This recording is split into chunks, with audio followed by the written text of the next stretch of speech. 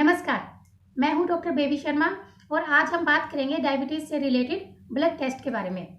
देखिए, अगर आपको डायबिटीज़ है, आप डायबिटिक पेशेंट हो या फिर आप डायबिटीज़ के लिए डायग्नोज करवाना चाहते हो कि आपकी बॉडी में डायबिटीज़ होना शुरू हो गई है या नहीं, उसके लिए डॉक्टर्स आपके कुछ ब्लड टेस्ट करवाते हैं।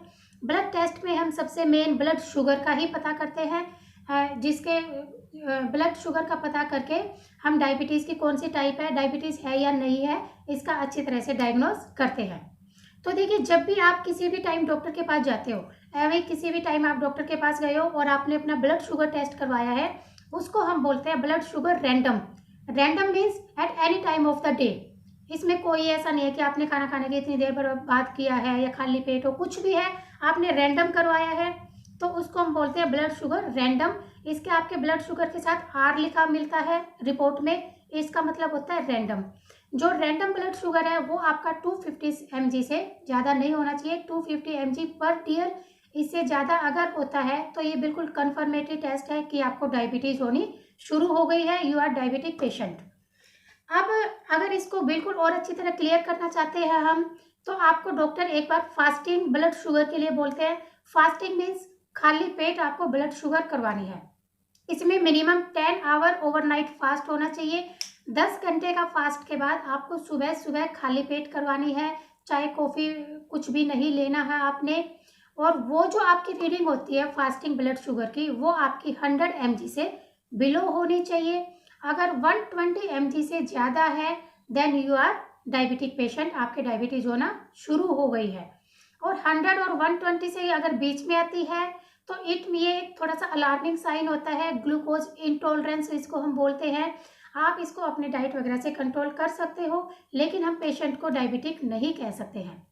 इसके अलावा डॉक्टर्स आपके जो प्रॉपर डायबिटिक पेशेंट है उनकी एक post prandial blood sugar test भी होता है। Post prandial means PP, blood sugar के साथ आपको पीपी लिखा मिलेगा। Post prandial means after 2 hours of taking meal, खाना खाने के एग्जैक्ट 2 घंटे के बाद जो हम शुगर करवाते हैं, ब्लड शुगर करवाते हैं, उसको हम पोस्ट प्रेंडियल ब्लड शुगर बोलते हैं।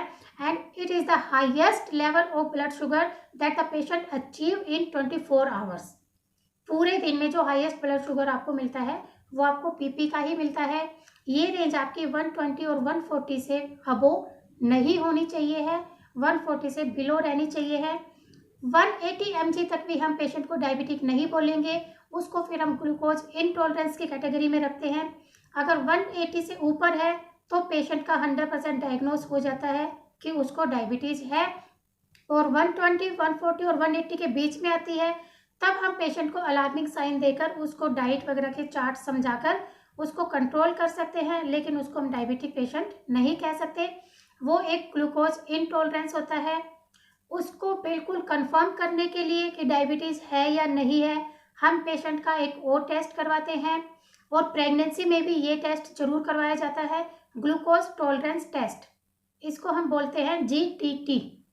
GTT बिल्कुल कंफर्मेटरी टेस्ट है कि आपका जो ब्लड शुगर लेवल है वो कितनी देर में कितना बढ़ रहा है। ये कैसे करते हैं, इसमें एक लोड दी जाती है ग्लूकोज की।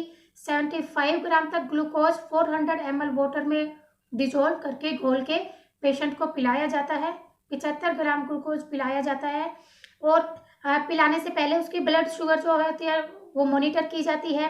और पिलाने के हर आधा घंटे के बाद उसकी ब्लड शुगर को मॉनिटर करते हैं, टेस्ट करते हैं और उसका फिर एक GTT का ग्राफ बनाया जाता है। उस ग्राफ से हमें ये कंफर्म हो जाता है कि पेशेंट के ग्लूकोज इंटॉलरेंस है या डायबिटीज़ है या वो नॉर्मल है।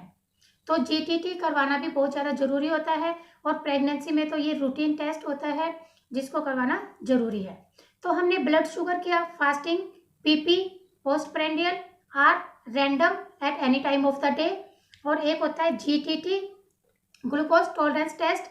इसके अलावा डायबिटीज़ में एक और ज़रूरी टेस्ट होता है, जिन पेशेंट को डायबिटीज़ हो गई है, डायग्नोस हो गया है, उनको एक टेस्ट HbA1c जरूर करवाना चाहिए। इसके बारे में इसको हम बोलते हैं glycosylated haemoglobin. Glycosylated haemoglobin RBC के ऊपर जो ग्लूकोज अटैच हो जाती है उस हीमोग्लोबिन को हम कहते हैं ग्लाइकोसिलेटेड हीमोग्लोबिन। और ये आपकी ग्लूकोज कंट्रोल बताता है लास्ट 3-4 मंथ्स का। देखिए बाकी जो जितने भी टेस्ट हैं, जो फास्टिंग है, पीपी है, रैंडम है या जीटीटी है, वो आपका ब्लड ग्लूकोज बताएंगे उसी दिन का उसी टाइम का। लेकिन जो HbA1c है, जो ग्लाइकोसिलेटेड हीमोग्लोबिन है, वो आपका ब्लड ग्लूकोज कंट्रोल बताता है लास्ट 3 to 4 मंथ्स का। ये हमें करवाना जरूरी होता है कि पेशेंट अपनी डायबिटीज को किस तरह से कंट्रोल कर रहा है और आगे इसमें कॉम्प्लिकेशन होने के कितने चांसेस हैं, हमें जो मेडिसिन चल रही है वो एज इट इज चलानी है या उसको चेंज करना है। इन सब की जानकारी के लिए ये टेस्ट करवाना जरूरी होता है। वैसे हम डायबिटीज के डायग्नोज के लिए यूरिन टेस्ट भी करवा सकते हैं, पर वो ज़्यादा कंफर्मेटरी टेस्ट नहीं है। इसके लिए हमें ब्लड शुगर ही करवाना पड़ेगा, जिसमें फास्टिंग सबसे ज़्यादा जरूरी है। और पीपी और जीटीटी अगर आपको डॉक्टर एडवाइस करते हैं तो आप करवाइएगा।